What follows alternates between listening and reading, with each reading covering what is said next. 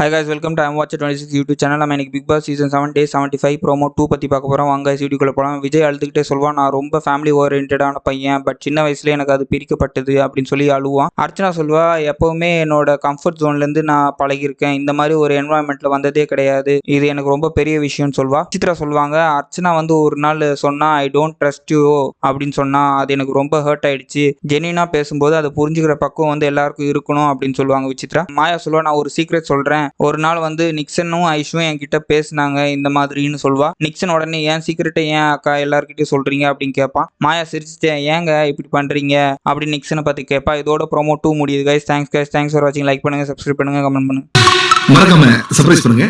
Thank you.